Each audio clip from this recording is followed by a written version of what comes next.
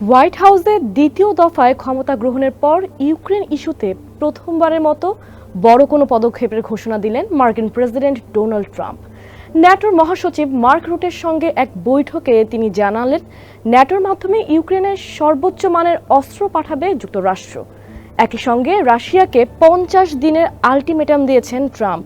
নির্ধারিত সময়ের মধ্যে ইউক্রেনের সঙ্গে শান্তি চুক্তি না হলে রাশিয়ার বিরুদ্ধে 100% সেকেন্ডারি শুল্ক আরোপের হুমকি দিয়েছেন তিনি। কি বললেন ট্রাম্প? 14 জুলাই ওয়াশিংটনে ন্যাটোর মহাসচিব মার্ক রুটের সঙ্গে এক যৌথ সংবাদ সম্মেলনে ট্রাম্প বলেন, আমরা নিশ্চিত করতে চাই ইউক্রেন যা করতে চায় করতে পারে। ইউরোপীয় দেশগুলো কিয়েভে প্যাট্রিয়ট বিমান প্রতিরক্ষা ব্যবস্থা পাঠাবে, যার মাধ্যমে ইউক্রেন রাশিয়ার মারাত্মক বিমান হামলা থেকে নিজেদের রক্ষা করতে সক্ষম হবে। পরবর্তীতে যুক্তরাষ্ট্র থেকে সেই ক্ষেপণাস্ত্র প্রতিস্থাপন করা হবে। এখন যে কোনো ব্র্যান্ডের পুরাতন এসি বদলে নতুন ওয়ালটন এসিতে উপভোগ করুন 25% ছাড়। মার্ক রুট বলেন, ইউক্রেনের জন্য যুদ্ধক্ষেত্রে দ্রুত মোতায়েনযোগ্য সর্বোচ্চ মানের অস্ত্র সরবরাহ করা হবে এবং এই অস্ত্রগুলো ইউরোপীয় মিত্রদের মাধ্যমে যাবে, যার খরচও বহন করবে ইউরোপীয় দেশগুলো। রুট বা ট্রাম্প কেউই কিয়েভে পাঠানো অস্ত্র সম্পর্কে বিস্তারিত কিছু বলেননি। তবে রুট বলেছেন যে চুক্তিতে ক্ষেপণাস্ত্র এবং গোলাবারুদ অন্তর্ভুক্ত রয়েছে। ট্রাম্প আরও বলেন, আমি যদি আজ পুতিনের জায়গায় থাকতাম তাহলে ইউক্রেন ইস্যুতে আলোচনাকে আরও গুরুত্ব সহকারে নিতাম। এই সময় ট্রাম্পের বক্তব্যের সঙ্গে রুট মাথা নেড়ে সম্মতি জানান।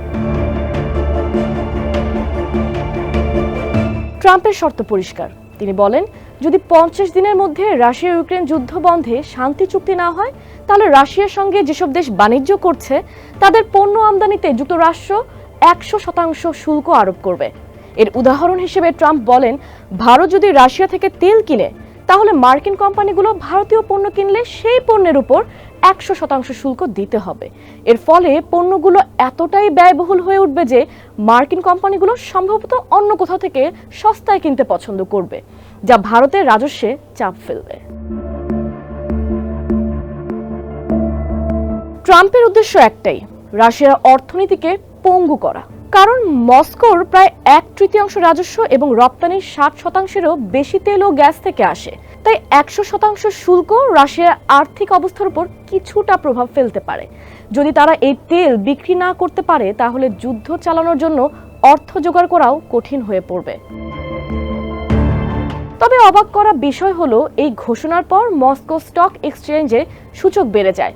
বিশ্লেষকদের মতে অনেকে হয়তো ভেবেছিলেন ট্রাম্প আরও কঠোর ব্যবস্থা নেবেন, কিন্তু ট্রাম্প আপাতত পরোক্ষ চাপ দেওয়াতে বিনিয়োগকারীদের কিছুটা স্বস্তিতে আছেন। ক্রেমলিনপন্থী বিশ্লেষক সের্গেই মার্কভ একে ধোঁকাবাজি বলে মন্তব্য করেছেন এবং ট্রাম্পের শান্তি উদ্যোগে আস্থা হারানোর ইঙ্গিত দিয়েছেন। ব্রিফিংয়ে ট্রাম্পের কণ্ঠ ছিল চাপা, কিন্তু পুতিনকে নিয়ে ছিলেন স্পষ্ট ও কঠোর। পুতিন সম্পর্কে সাংবাদিকদের প্রশ্নে ট্রাম্প বলেন, আমি তাকে খুনি বলতে চাই না, কিন্তু তিনি একজন কঠিন মনের মানুষ। বছরের পর বছর ধরে তিনি বহু মানুষকে বোকা বানিয়েছেন, ক্লিন্টন, ওবামা, বাইডেন, কিন্তু আমাকে না। ট্রাম্প জানান, পুতিনের সঙ্গে ফোনে ভালো কথা হলেও এরপরই দেখা যায় ইউক্রেনে বিমান হামলার তাণ্ডব। 3-4 বার এভাবে ঘটলে আপনি বলেন এই আলোচনার আর মানে কি থাকে? ইউক্রেনের প্রেসিডেন্ট ভলোদিমির জেলেনস্কি সামাজিক যোগাযোগ মাধ্যম এক্সে জানিয়েছেন, তিনি ট্রাম্পের সঙ্গে কথা বলেছেন এবং সহযোগিতা ও শান্তির প্রচেষ্টার জন্য তিনি ট্রাম্পকে ধন্যবাদ জানিয়েছেন। তিনি বলেন, রাশিয়ান আক্রমণ থেকে জনগণকে আরও ভালো সুরক্ষা দিতে এবং আমাদের প্রতিরক্ষা ব্যবস্থা আরও শক্তিশালী করার জন্য আমরা প্রেসিডেন্ট ট্রাম্পের সাথে প্রয়োজনীয় সব সমাধান নিয়ে আলোচনা করেছি। কিয়েভের 39 বছর বয়সী দন্ত চিকিৎসক ডেনিস পোরিলচুক বিবিসিকে বলেন, আমি খুশি যে ইউরোপীয় নেতারা অবশেষে ট্রাম্পকে কিছুটা রাজি করতে পেরেছেন। শুরু থেকেই তো মনে হচ্ছিল তিনি আমাদের সাহায্য করতে চান না। এই সিদ্ধান্ত একদিকে সমালোচনার মুখে পড়লেও অন্যদিকে প্রশংসিত হয়েছে, এমনকি ডেমোক্রেট দলের ভেতরে থেকেও। শক্তিশালী সিনেট ফরেন রিলেশনস কমিটির ডেমোক্রেট সিনেটর জিন শাহিন বলেন, প্যাট্রিয়ট ক্ষেপণাস্ত্র পাঠানোর সিদ্ধান্ত পুতিনের হামলা থেকে অসংখ্য ইউক্রেনীয় জীবন বাঁচাবে। তিনি আরও বলেন, এই সিদ্ধান্ত তখনই কাজে দেবে যখন যুক্তরাষ্ট্র ইউক্রেনকে দীর্ঘমেয়াদে টেকসই নিরাপত্তার সহায়তা দেবে। একদিকে সর্বোচ্চ অস্ত্র সরবরাহের প্রতিশ্রুতি, অন্যদিকে রাশিয়াকে অর্থনৈতিক চাপে ফেলার ভয়ানক শুল্ক পরিকল্পনা। ট্রাম্প যেন এবার সত্যি যুদ্ধবন্ধে পদক্ষেপে যাচ্ছেন, কিন্তু 50 দিনের সেই ডেডলাইন পার হলে বাস্তবে কি ঘটে তা দেখার অপেক্ষা এখন পুরো বিশ্বের।